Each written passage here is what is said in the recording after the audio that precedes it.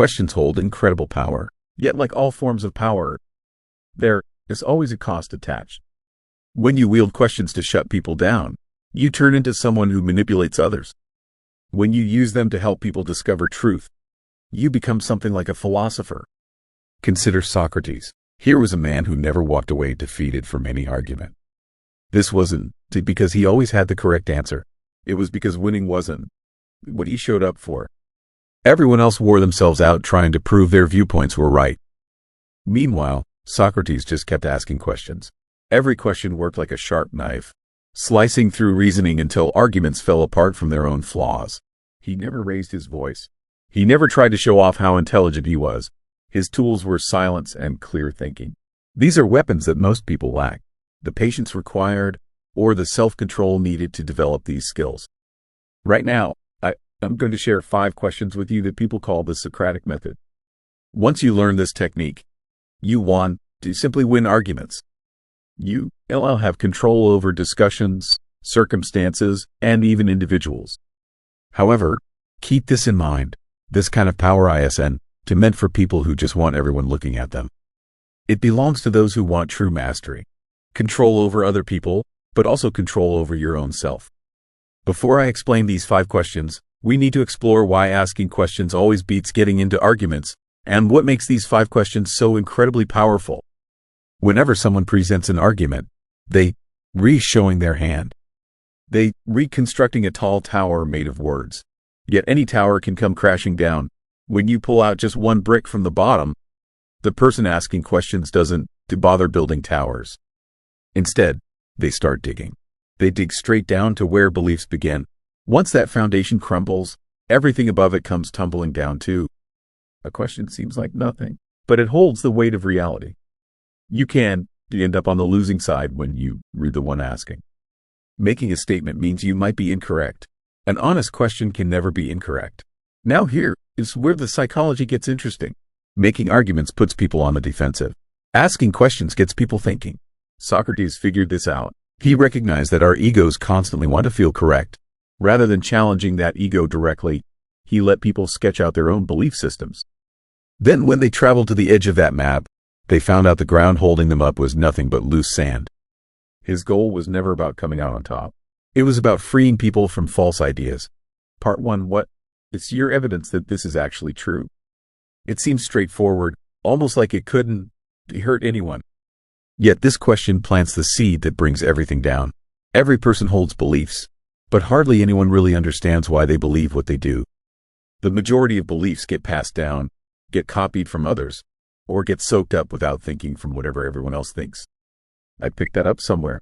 Everyone already knows that. It's just common sense. These kinds of responses prove that people have never dug into why they actually hold their convictions. The reason is that 99% of people don't live through actual thinking. They live through repeating what they heard. Their beliefs aren't based on what is actually real, but on whatever message they encountered most frequently. People believe that social media is ruining society. People believe that you need a university education to succeed.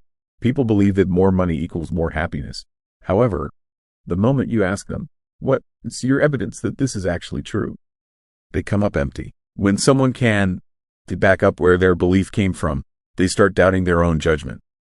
They suddenly see that what they labeled as truth was really just feelings pretending to be reason. Socrates grasped that any belief you haven tested becomes risky because whatever goes unexamined ends up controlling your life. One day in Athens, a self-assured young man came up to challenge him. The young man declared, "What you teach has no practical value. The real world is all that matters." Socrates gave a small smile and posed just one question. "What is your evidence that this is actually true?" The young man shot back, "It's what everybody agrees on." Socrates moved closer and said, "Everybody, or just you?" Nobody remembers the young man's response after that, only that he turned and left without saying another word. It was the first moment in his entire life when he understood he never genuinely thought things through for himself. How could you apply this question in everyday situations? Suppose someone tells you, "There is no way to get this task done." Skip the argument and simply ask, "How can you be so sure? Whose experience are you basing that on?" When someone warns you, "You are definitely going to fail," respond with, What makes you absolutely certain of that? Then do something important. Stay quiet. Don't feel the need to claim victory.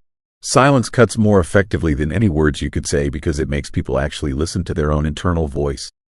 Now here is the more sophisticated version.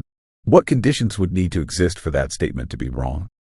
That single question turns logic completely around and pushes them to recognize the gap in their own reasoning. This question sometimes becomes strong enough to freeze people who believe they had all the answers, leaving them sitting there, completely still like statues. Part 2. What hidden beliefs are you basing this on? Think of every argument like an iceberg floating in the ocean. The part you can see sits above the water, but underneath the surface, there are hidden beliefs that keep the whole thing from sinking. Let me give you an example. Someone says people need to attend college because going to college gets you quality employment. On the surface, that seems to make sense, doesn't it? But when you look deeper, you discover they retaking for granted that everyone is after the same type of career. They retaking for granted that life's worth gets measured by how much money you make. They retaking for granted that attending college guarantees you will be successful. Start removing those underlying layers, and that original statement starts falling apart. The person who said it begins to actually think about it. This question doesn't tear things down through direct confrontation. It tears things down by making people aware of what they never noticed. It puts a spotlight on the base that nobody ever bothers to look at. Seneca had something to say about this once. He pointed out that we experience more pain in our minds than in actual reality because most people aren't living according to what is real. They reliving inside beliefs they never actually tested. People will declare, I have to have other people disapproval, yet they never pause to question. What makes me think I have to have that? There is a story about a young soldier who approached Marcus Aurelius one time. He said, My emperor, how do I stop getting offended by what people say? The emperor gave him an answer. He told him to realize that words don't have the power to offend you unless you are already believing they can. The question, what hidden beliefs are you basing this on, works like a mirror that shows back the false ideas we constructed our entire lives around. So what is the practical way to use this? Imagine someone tells you, I'm just not good enough. Your response should be, good enough compared to what standard? Right there in that instant, you've broken down the barrier of comparing yourself to others, which happens to be one of the deepest sources of human pain. When someone announces, everybody needs to go to college, your question becomes, are you taking for granted that everyone is looking for the same type of life? That's the way you go after the foundation itself, that buried layer of belief, where actual truth sits waiting to be discovered. Part 3. What kind of proof would actually make you reconsider? This particular question draws a clear line separating people who genuinely think from people who just believe without question. Someone with a logical mind will tell you, if better proof comes along, I'm ready to shift my position. But someone who believes blindly will say, there's nothing that could possibly make me change my mind. The second they say that, there is no point in going further because they've already shown you that logic doesn't live in their head anymore. This question scares most people because it makes them confront something that is hard to accept.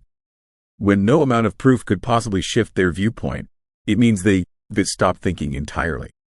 They basically treating their own belief like it is sacred.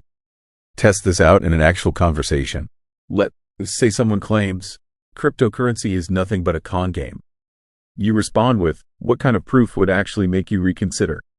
If their answer is, nothing at all, I would never change my position. You've already come out ahead. They just admitted out loud that they were not being guided by reason anymore, but by their own pride instead. This question separates people who want to learn from people who just want to believe. The person who learns makes adjustments when reality shows up. The person who just believes keeps protecting their ego, even when reality is staring them straight in the face. Epictetus had a teaching about this. He said no person can learn anything when they think they got all the answers already. That is the real purpose of this third question. It tests whether someone is humble enough to admit they might be wrong. When you can identify what kind of proof would show your position is mistaken, you turned yourself into a prisoner locked up by your own sense of certainty. Here is the way to work this into your daily life. Whenever someone is trying to push their beliefs onto you, all you need to ask is this. If different facts showed up Would you be willing to take another look at your position? If they tell you, no way, you just witness the boundary of how far their mind can stretch. If they tell you, yes, I would, you just cracked open the door that leads to real wisdom. Part 4. How would someone on the other side describe their position? This question demands that people step out of their own perspective. And for the majority of people, that is the single most difficult thing they will ever attempt. People who are weak just want to come out on top. People who are smart want to grasp what is happening. But people who are wise go further and try to grasp the thinking of people who stand against them. This question measures whether someone actually comprehends the full picture. When you can give an accurate description of what your opposition believes, it means you actually grasp the real issue at hand. Let's say someone declares, capitalism represents the superior system. You ask back, how would someone on the other side describe their position? If they come back with, oh, they were just bitter because they don't have any money. They just revealed something. They never genuinely paid attention to the other side. People in America are raised in an environment full of debate, but the majority of what happens is people yelling at each other, not having real conversations.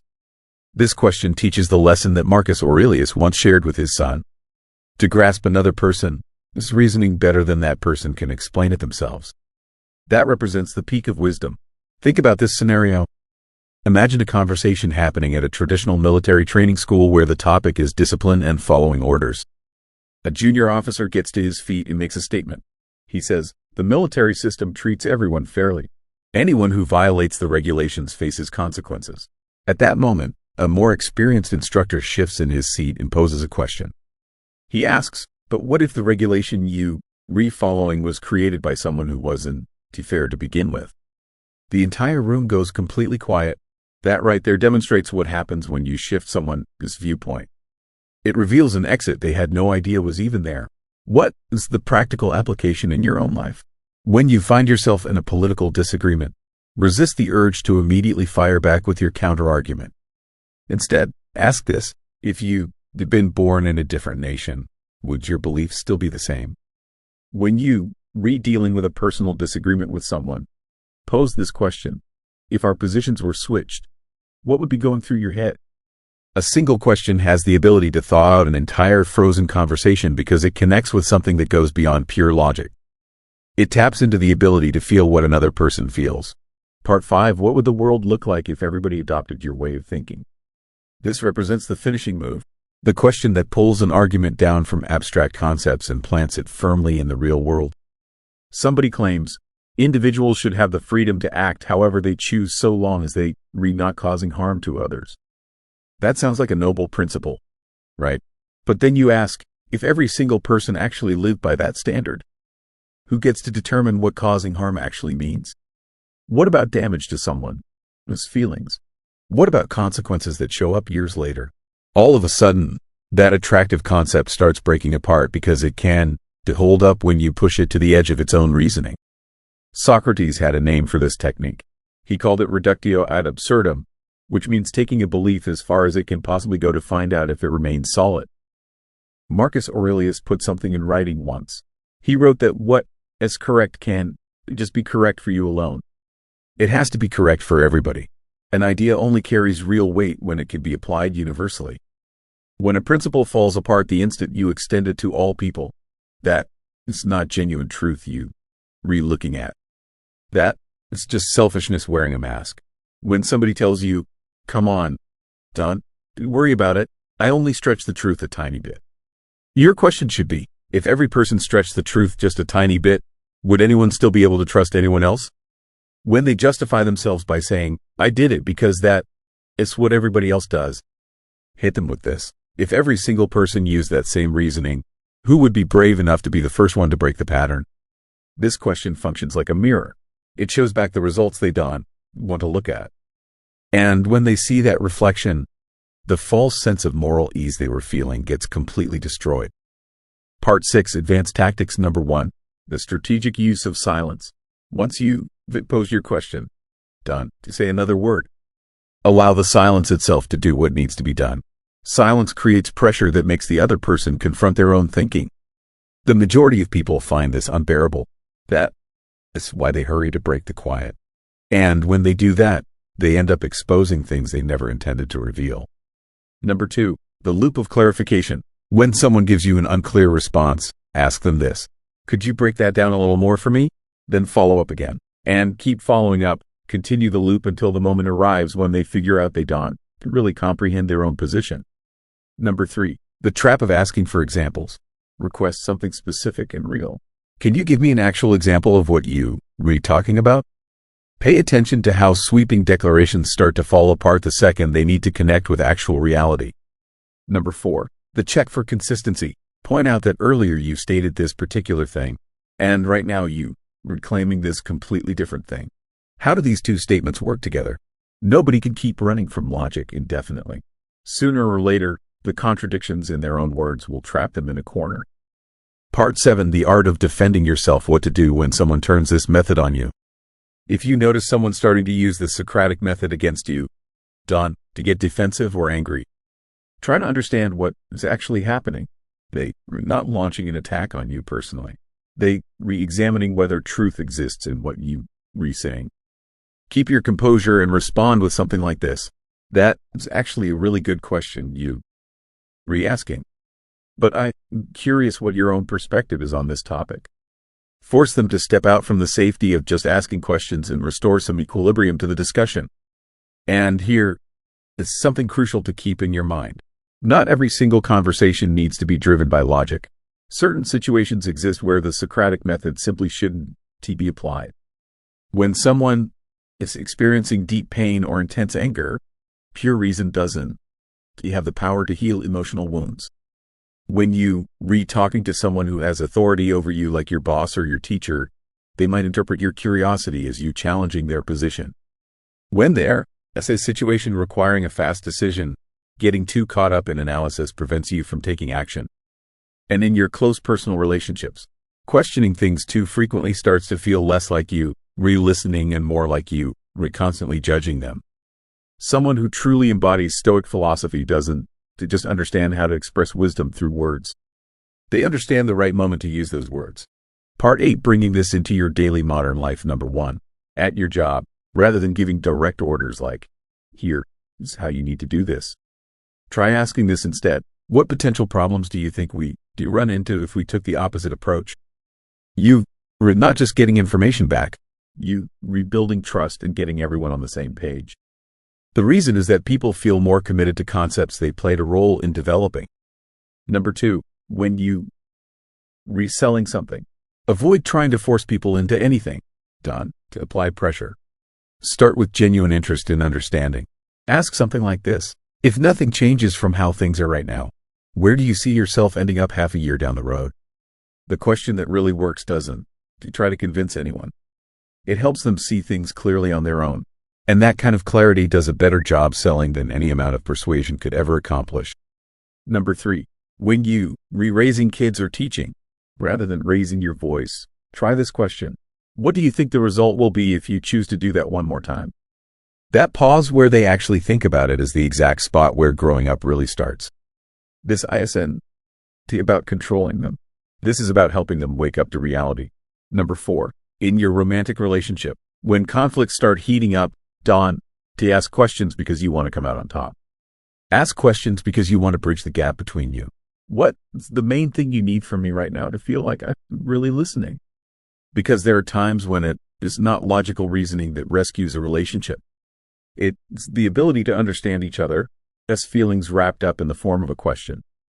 One genuinely honest question has the power to accomplish what 1,000 smart-sounding words never could. The moral responsibility that comes with this kind of power: Socrates ended up being put to death. The reason wasn't that he spread false information, but rather that he kept asking questions that revealed uncomfortable truths. And that right there is the important lesson for all of us to understand. Questions carry real power, but all power demands a cost. When you use them to shut people down, you transform into someone who manipulates. When you use them to help people discover truth, you transform into someone who seeks wisdom. To ask because you want to win. Ask because you want to help someone see clearly. There are 3 qualities you need to protect inside yourself: being humble about what you know, recognizing you don't possess every answer, being genuinely curious, asking because you want to understand rather than because you want to defeat someone, thinking together with others, going after real conversation rather than trying to dominate. And there are 4 negative traits you need to watch out for. Acting like you were smarter than everyone, believing you were superior to other people, treating humiliation like it is wisdom, using questions as tools to hurt people rather than to help them, never-ending doubt, breaking everything down without ever constructing anything new, the mentality of being a judge, thinking that you and you alone possess the real truth. Someday, when you come face to face with someone who is loud, refuses to budge, or is filled with anger, keep this in mind. You have to raise your voice to be in the right. All you need to do is ask gently to get them thinking. The real power isn't found in forcing others to pay attention to what you say, but in getting them to actually hear their own thoughts. Socrates once posed one straightforward question to all of humanity. Are you certain you genuinely comprehend who you are? And perhaps, just perhaps, that is the single question the world continues to struggle with. The 5 Socratic questions aren't tools meant for winning debates. They represent training exercises in wisdom for a mind following Stoic principles that is after mastery rather than victory. Don't to just react, take time to observe. Don't to force your way, provide guidance. Don't to get into fights, work to discover. Apply them when questioning other people. But before that, apply them to question your own self. The reason is that whoever figures out how to ask the questions that matter stops being afraid of whatever answers come back.